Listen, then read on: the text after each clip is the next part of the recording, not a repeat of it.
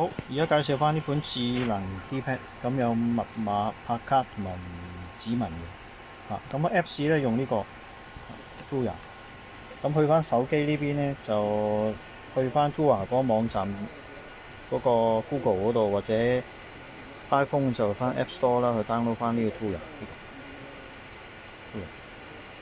入去之後咧，跟住你如果係新安裝咧，要註冊一個賬戶㗎，咁可以用電郵註冊嘅。註冊完之後咧，第一版就係呢個版面嚟嘅。咁呢一個就之前已經 set up 咗冇嘅嘢嚟嘅，即係如果新安裝就冇呢個。咁主要咧去翻呢度上面加，喺呢一版嘅上面加就係添加設備。咁點樣添加咧？就喺呢邊，佢有個主碼嘅。如果新嘅未喐過就撳升，sorry 井升。咁叫你入管理員密碼1234566。咁如果改過咧就唔得嘅，就唔成功嘅。咁佢寫聽到講咗係驗證成功嘅。如果得嘅話繼續，唔得嘅就處理翻個密碼嘅問題。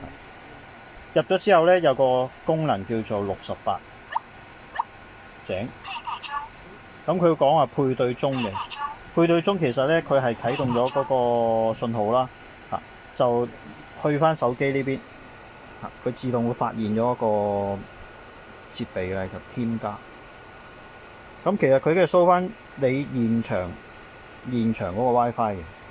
咁依家我哋喺呢個我哋鋪頭試嘅話，個 WiFi 同現場 WiFi 係唔同啦。咁咧入翻而家我因為試，我要入翻我而家現場自己鋪頭嘅 WiFi 密碼。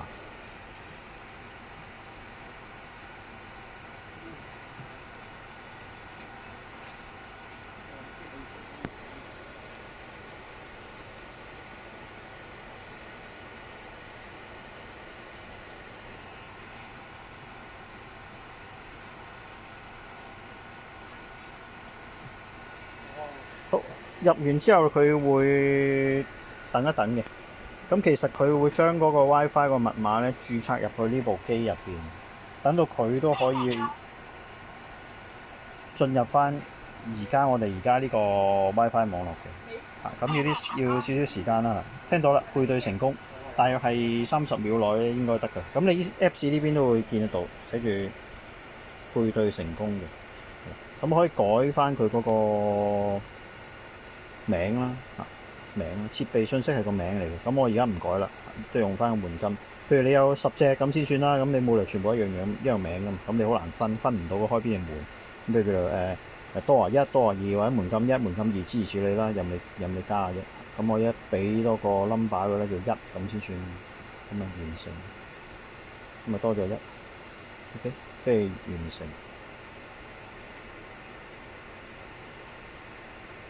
咁其實而家已經運作緊啦。你而家呢部機呢個叫1號嘅門禁 WiFi keypad，咁就開門啦。